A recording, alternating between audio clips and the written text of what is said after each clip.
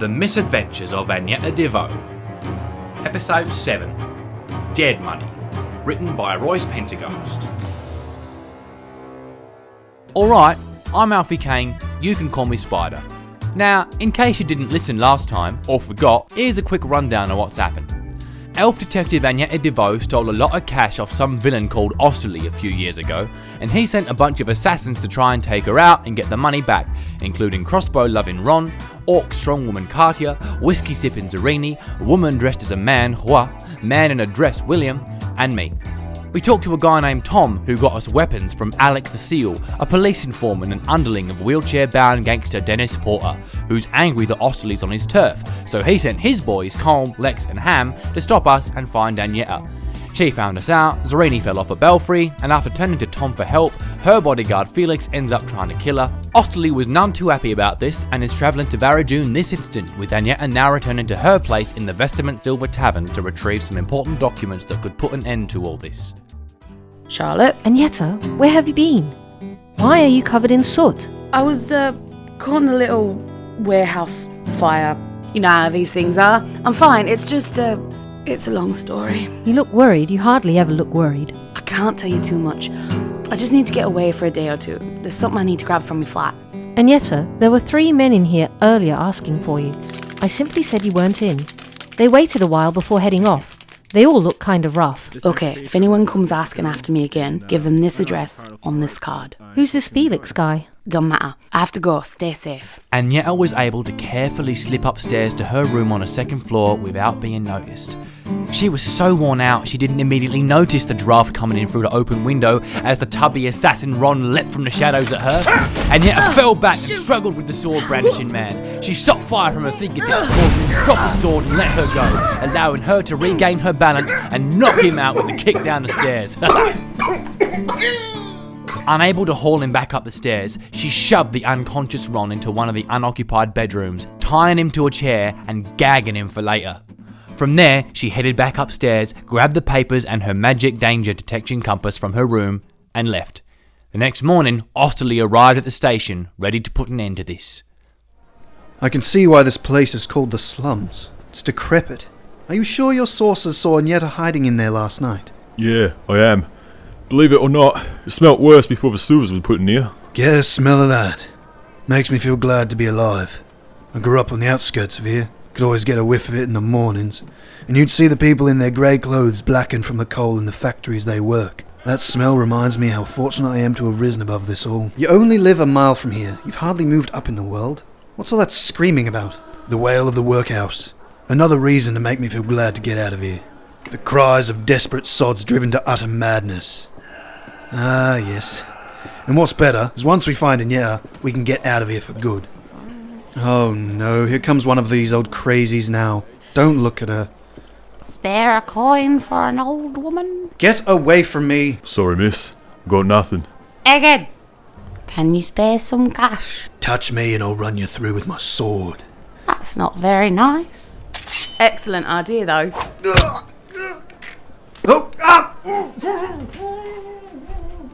Tom was right. Agnetha was unpredictable. We shouldn't have underestimated her. Unfortunately for Dennis Porter's men, they hadn't been there to hear that warning.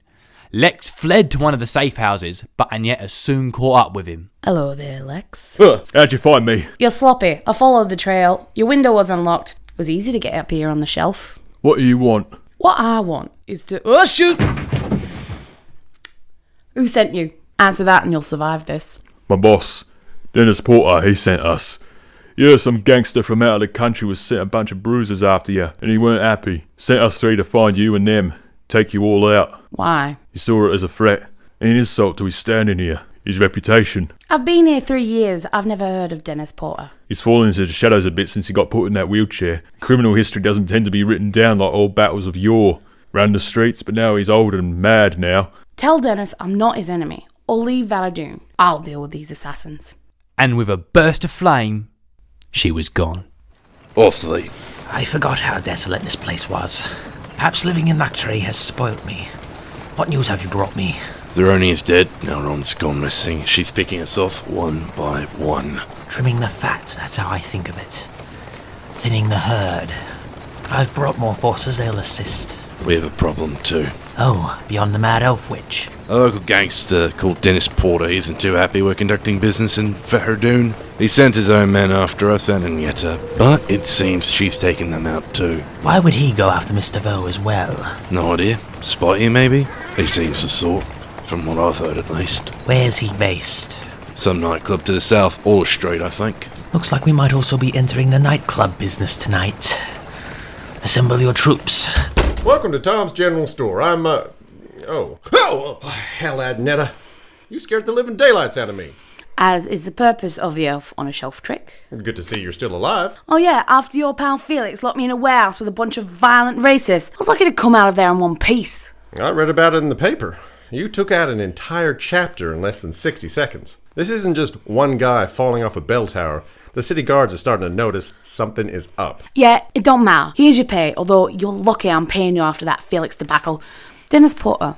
Know him? Of course. Oldest surviving Verdun gangster. The most prolific, now confined to a wheelchair, and always protected by a 7-foot-tall, former rugby player bodyguard VD. What about him? Sent his boys after me, didn't he? I had off 2 of them in the slums earlier. Well, so that was you as well? I had heard Colm and Ham were taken out. Yeah, whatever. Dennis thinks I'm the enemy here, but really he's angry at Osterley for trespassing in Verdun. I want to meet up with him. Where do I go? After he tried to kill you, and after you dispatched his 2 best men? If they're his best, he's got no hopes left. I want to propose a team up to take Osterley down. Interesting idea. Did you know Osterley was in Verdun now? No, I didn't. Where is he? I haven't a clue. He was seen getting off the train at 7 this morning, then he vanished. I'll give you Porter's address. You can approach him, and if it doesn't work, make sure you have an escape planned. He's at the Pink Porpoise Club. Subtle. Number 12, Hollis Street. Be careful. Agnetha headed to Porter's Club on Hollis Street, not realising when she got there that she was in the middle of a trap, with Osterley's men and us remaining assassins all sneaking into the club as she was in the middle of the foyer. Oh, shoot. Hide. Here! What the bloody hell's going on down there? There's a fight going on.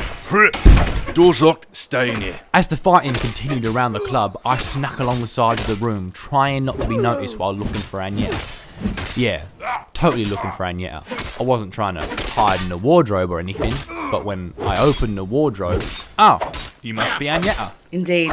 Bye. Oh! Agnetha was here. She's escaped. Call it off. Everyone move out. Osterley, do you think it's worth for you to be in here? Just come to see how negotiations are going.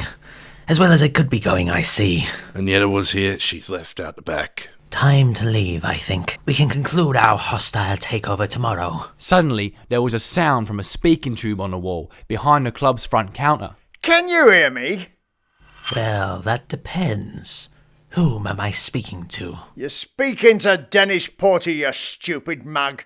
Don't you know who I am? Enlighten me. I run this bloody city. I have done for 40-something bloody years, and what I say goes. And you think you can stroll in here into my club and do what you've just done? Why, yes. Who the hell do you think you are, you disrespectful, stupid, ignorant piece of... I'll find you. I'll make you rule the day you thought you could come here and set up shop here. Are you listening to me? Agnetha Deveaux was here, but for some reason she's escaped. Myself. She can't have got very far. Regroup. Search the alleyways, the rooftops, the sewers if need be. Shall do. He hung up on me, the bastard. Who's he think he is? They've cleared off. It's a hell of a mess down there. Get the people around. Tidy it up. I need to calm down. My heart's racing. Go to your room. I'll oversee the clean-up. As Dennis Porter wheeled himself into his room and shut the door, he didn't notice the open window, nor Agnetha sitting high on a shelf in a darkened corner. As Dennis stopped by his desk and Agnetha was ready to make her presence known, something amazing happened. Dennis stood up and walked to the window with no issue at all. Dennis Porter. Ah! Oh, shit. Her plan for an alliance with Porter failed. Agnetha quickly escaped out the window and vanished once more. Who thought that when they joined up, this would be easier than what it's turned out to be? Well, I did expect a bit of a challenge, but nothing so complex. This Agnetha is a tricky one to hunt down. Told you, I saw her last night. At Den, she broke my nose. She bruised your nose. In a week it will heal. If you survive more than a week for it to heal. According to the Fixer, there have been 23 deaths caused by Agnetha just in the last few days. Zarini, Ron, Dennis Porter, his soldiers, some other gang. Well, I don't know about the rest of you, but I'm starting to lose confidence in this mission somewhat. How about we cut our losses, part ways? We're still alive and not too badly injured. We've had a bit of fun and sure we're missing out on a bit of money, but we have our lives. I cannot. I swore I would complete this. I cannot live without losing the glory. I'm the same. Glory and honor is largely overrated, especially in this line of work. You don't even get a fancy medal or free meals at your favorite restaurant. Where do you think we will find this, Agnetha? We could go look around the tavern she lives in. This is where Ron last went before he... Come with me, all of you.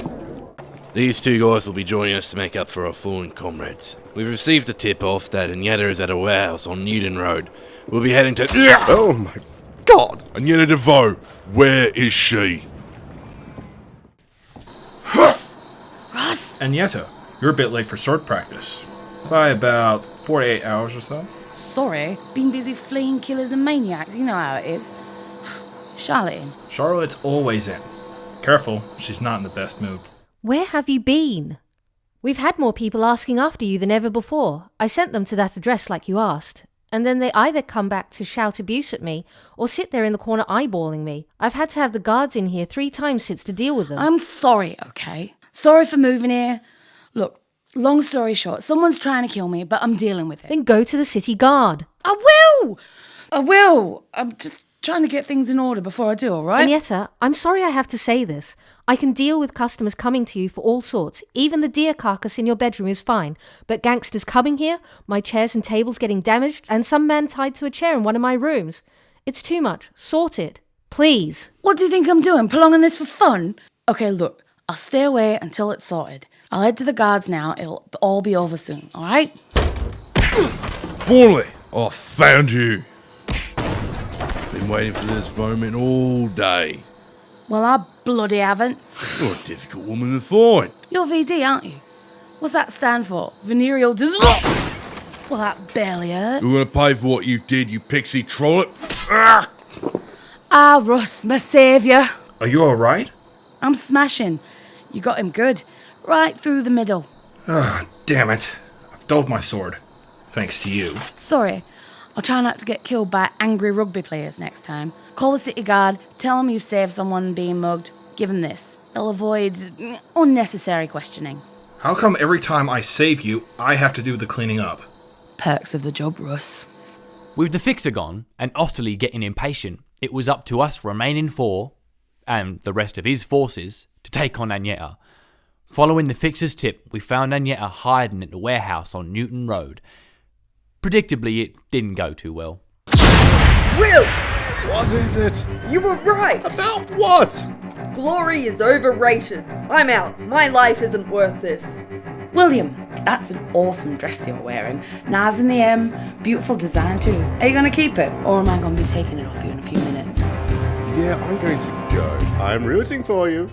Gadia Lenova, I've heard about you. You're pretty awesome. I mean, all crochet warrior women are generally pretty great, but you've got an amazing track record. I'd be honoured to shake your hand if you weren't trying to axe me to death. I've got to ask though, is it worth it? Show yourself. Look, you can call me Anya. Katia, you're better than this. It's a waste of your talents to be doing Osterley's work. Look, I know how you feel. Back home, you're a hero, loved, respected. Here, the concept of a female warrior is kind of beyond their comprehension. We're the same, mocked, disrespected for our powers, having to deny who we really are to fit into this society's preconceptions of who our people are, what our gender is. You're not an orc, some grunt hired by a guy who has no regard for your life. You're more than that. You're a crochet warrior. Give this message to Osterley. Leave here with your dignity intact. The has called for a meeting at some cafe by Parliament House. 1 o'clock, calling for a civil end to this. Boss, let me be your palmer here. I think it's worth considering. You've suffered heavy losses. If any of your enemies were to find out about any of this, they'd take it as a message not to mess with Agnetha. Not that you're the tough guy in all of this. No offence. None taken. Who gave this message? The Orc woman Katya. She delivered it and seems to have skipped town along with everyone else. You just got me, 10 other guys, 5 of which are on carriages around town. Perhaps we can find a solution through talking. Perhaps we can. We need to stop by a fellow called Alex the Seal on Turner Lane first. Let the driver know. And so, Osterley went to the cafe to meet with Agnetha, sitting at a table in the middle of the room. He approached her slowly like, their eyes locked. A few years past, we meet once more to put our history aside. Miss Deveaux. Another reason for me to dislike the poems of Stackhouse. You recite them. Osterley? Or should I call you Peacock? I'm here, alone and unarmed, in a public place, ready to negotiate. You've always got someone watching your back. One of your boys is across the road, on top of the building with a crossbow. I can see the scope glistening in the sunlight. You're a savage woman, Miss Deveaux. I wasn't just going to walk in here undefended. I have to take precautions. I raise my finger, and the second he sees that, he pulls the trigger. I'll have time to dodge a crossbow bolt. Even if it had enough momentum to pierce the cafe window and continue its trajectory to hurt me, I'll be safe. You, however, I can snap my fingers and set you up in flames before your boy out there even has time to register what happened. Then perhaps I should tell you about my henchmen I had arrive here before you, who are sitting behind you in the crowd as you speak, ready to take you out if you try anything of the sort. If that's the case, I'll just snap my fingers and set the whole place ablaze. And kill tens of innocents just to wipe out 3 men, 2 of which you don't even know are here for certain. I could follow their spirit trails in less than a second and direct the flames to take you and them out. You can't do that. Oh, are you a magic expert now? How do you know what can or can't be done? No, your expertise is in money laundering, and that's it. This bickering is pointless. You asked me here I am. Let's resolve this. So, how did you find me? We tracked you. Took a while, but eventually we found leads. Ah, rubbish. It took you 3 years and I was practically next door. What was it? One of my posters? Or newspaper adverts? The drawings weren't the most accurate representation of me, but my facial tattoos are unique. They'd catch anyone's eyes. The negotiation. Yes, well, as far as I'm aware, the only people who knew that I'd stolen from you were yourself, Harry Dorian, and your closest allies. No one else in the world knew what I'd done. Very few people even know you exist. So, your talk of hunting me down as a matter of principle doesn't really stand up when no one who's of any threat knows what happened. Just call it revenge, that's what it is. It is the principle. Right, if you insist. A man enters your house and steals a chair, bringing a set of 6 down to 5. You might be able to buy a new chair, you might not even have used the 6th, but the fact still remains you took something of mine. That was the motive. And yet all of your wealth was taken from others too. You didn't even buy the chairs. You stole them off someone else. And you stole more chairs. 20 chairs to replace the one I took. That metaphor aside, take a look at the last few days. You come crashing into Varadun, and through incompetence, unpreparedness and negligence, you've let over 40 people die. Most of those people worked for you. I have a list. Zorini, Rudnick, Bay, Peake, Abbott. Shall I go on? No, you can stop. I don't know any of those names. So it doesn't bother you then? That your forces are thinned? You've lost more than money because your pride got the better of you. You've lost, really. So I propose that we, forget any of this happened, we'll return to our lives and never think of this again. No one needs to know. An interesting suggestion. One I might take you up on one condition. What condition? 50% of the money returned. No. £50,000 paid in installments if need be. Why? You're not walking away from this, Miss Deveaux.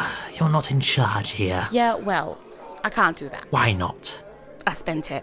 Spent it? What do you mean you spent it? I mean, I used the money to purchase other goods. You certainly didn't spend it on your wardrobe. I most certainly did. It costs a lot to get this authentic gram-covered look. But yes, I spent the money, or at least 2/3 of it. What could you have spent £100,000 on? Hey, I considered telling you I couldn't give it to you on principle, since that seemed to be a good enough excuse for you to justify all this carnage. You spent it all on that pub, didn't you? What pub? Oh, that one. The Vestament Silver Tavern, once run down, has recently seen an extensive makeover and is getting a new lease on life, turning a profit. Where else could that money have come from? Well, that's actually a good thought. Maybe I should have spent the money on the pub. The way you squirm, Miss Deveaux, reveals more than you could realise. You're uncomfortable, the walls are closing in, the bird is about to get the worm. You've been found out. The Vestament Silver Tavern, 44 Juniper Street, Varadun. Maybe I should list some other addresses, eh? Tamar Lizard Robertson, age 26, Alciana LC Carrick, 24, 19 Holland Road, Varadun.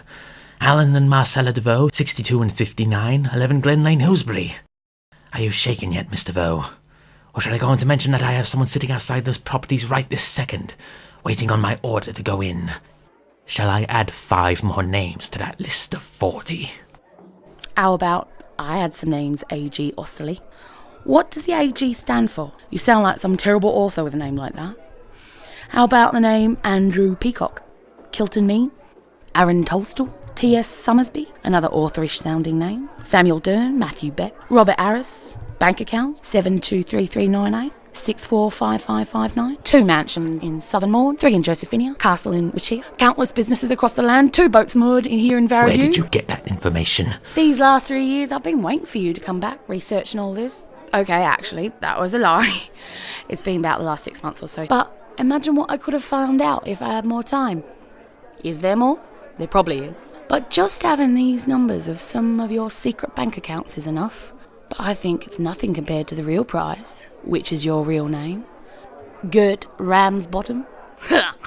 Ramsbottom. What kind of name is Gert? I can see why you go by the name Osterley. You can name names Gert, so can I. And I have all this information ready to send to the authorities. You try anything, they'll get everything. All those files and documents carefully retrieved from that paper trail you thought you destroyed. Look at you squirm. All the birds about to get the worm. Then I see we're evenly matched. Your king is in a chokehold, Gert. You've got only one place to move and it's back out of Varadune and back to your cushy hilltop mansion. Make the right choice. And then she left, leaving Osterley sitting in a chair dumbfounded. But he had a plan. Another one. But on the other side of town, Alex the Seal had his own plan in motion. Without a boss, now that Den was dead, he had to turn to his closest ally if he wanted to survive. What time do you call this? Sorry, the roads were busy. I got held up at the station. There's a lot of crime these last few days. You're over an hour late, Jerry. Well, I'm here now, so there's no stress. No stress? I'll tell you what's no stress, it's your job. I'm the one putting my neck on the line here. I was in a comfortable position with Den. I didn't need to grass on anyone. You needed me, Jerry. And if it weren't for me, you'd still be out there patrolling the streets every night instead of living at large in that cushy detective's office of yours. Right. Just take a deep breath and calm down. Don't tell me to calm down. I asked you here. I call the shots. You got that? I got it. Now, why did you call me here? Listen, Jerry, this information I got for you, it's time sensitive. You got that? Anyway, somebody's been muscling into the city, onto Den's turf. And before he died, he wasn't happy, not one bit. All over some chick named Agnetha. The bodies were piling high, Jerry, and I got the information to help you and your boys in blue put an end to it. So come on. I'm here. I'm listening. Okay, so there's this guy named Osterley. A.G. Osterley, write this down. This guy, it's an alias, by the way. Hang on. A.G. Osterley? Yeah, ain't you been listening? Strange. Last month we got this folder in the post. It was filled with hundreds of tax records and bank statements. Every piece of paper had different names and information, and A.G. Osterley was one of those. We figured every name was an alias for the one person. We don't know who sent it to us, but whoever it was, they did their research. It must have taken them years to do it. We've got all kinds of departments looking over it, and it all checks out. There must be at least 100 counts of tax fraud here, at least. Well, how about that? Well, that's it. This Osterley, he's here in Varadune.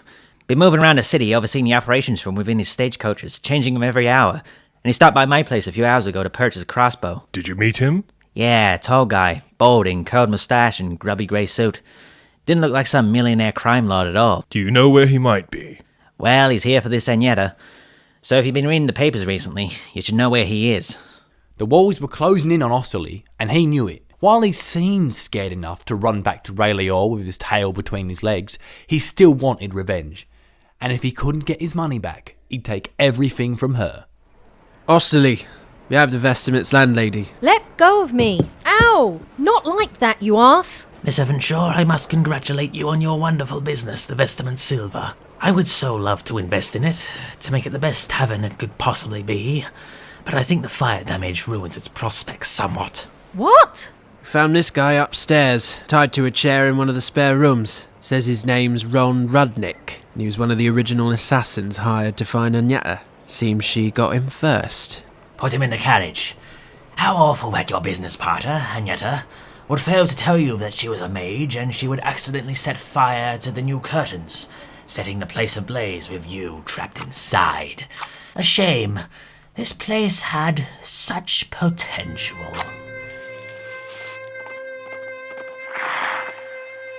You're under arrest. We have you surrounded. We have you surrounded. Drop the weapon and step away from the woman. Do as he says. Quickly. Charlotte! Charlotte, you alright? No, surprisingly, I'm not all right. Kidnapped and hogtied in my own house? I'm sorry. It's fine. Are you two okay? No, I'm very not okay. And yes, what's happened? Look, just calm, breathe. Come over here, I'll explain what happened. And so, Osterley was caught. A.G. Osterley. What does A.G. stand for? You're making a mistake. Does it mean a great Osterley? Oops. There's an E after the L in Osterley, isn't there? Whatever you think you have me in for, you're wrong. Am I? And what have you arrested me for exactly? Well, there's a lot of serious charges. Conspiracy to kill, attempted arson, and you have been linked to at least 40 deaths in the last few days. What deaths are these? I am not at liberty to say. No, you're obligated to, aren't you? If you have me in here for some crime I've allegedly committed, I have a right to know exactly what that crime is so I may adequately defend myself. The death of Dennis Porter, Vincent Davies, and Adam What proof do you have of any of this? I don't know any of those names. Did you find my fingerprints on a knife? Or a discarded handkerchief at the scene of a crime with my initials embroidered on the corner? The best you can do me for is attempted arson. The first offence, if you look at my records, 50-something years beforehand of exceptional behaviour. A year in low-security prison, at very least. Well, you do know a lot about our laws, don't you, Mr. Osterley? Or maybe I should call you Mr. Ramsbottom. This is your real name. But if you want, I could use any one of these hundreds of names on this list here. All of these fake accounts. Just one of those alone has a pretty hefty charge from the Crown. So I can imagine 146 charges would start to add up, along with conspiracy to murder, actual murders, and attempted arson on top of that. Well, I guess the arson is the least of your worries. And so, it seems that Osterley, or to call him by his real name, Gert, finally had his own past catch up with him. All thanks to that tricky elf bird, Agnetha Deveaux. There he was, thinking he was tying up loose ends, only to pull the string that triggered the trap. Agnetha utterly ruined him, exposing his shady business deals, his laundered accounts, if that's what you call them. She took out half his private army, including the generals and Dennis Porter too, along with that hate group down by the docks. Oh, really? Yeah, don't you remember? She went to meet that Felix, who was going to give her a safe house, only for him to try and give her up to some violent criminals. Oh yes, how can I forget? Aren't you taking this seriously? Why ain't you been writing this down? Just a moment, Mr. Kane. Thank you for your cooperation. It's been most insightful. Well? Have you been listening in, Miss Deveaux? Just the end, yeah. Amazing. Mr. Kane is completely crazy. Certainly sounds it. I mean, the moment I went in there to interview him, he started talking, "Hello, I'm Alfie Kane." It was like he was presenting a show, and he's so delusional. He thinks he's somebody in this town with power and respect. Was he with the group of Gert's assassins? Yes, that we can confirm. But it seems he took a back seat, heard a lot of gossip about the last few days, and inserted himself into the story. Why would he do that, though? Maybe he thought he was helping. We get the false confessions all the time, whether due to genuine delusion or attention-seeking behavior. But he was insistent. He cleared up a few facts, but he was mostly harmless, apart from trying to implicate you in all of those murders. Isn't it crazy to think what some people will say just for a bit of attention? Completely. I'm sorry I had to drag you back into the station for this. No problem, don't mention it. And sorry for the drama you and your friends went through last week. But I can assure you that Gert is locked up for a very long time, and so will he, if he keeps talking the way he does. Until the next time. Later. Now, Mr. Kane, I did have a few more questions about your claims.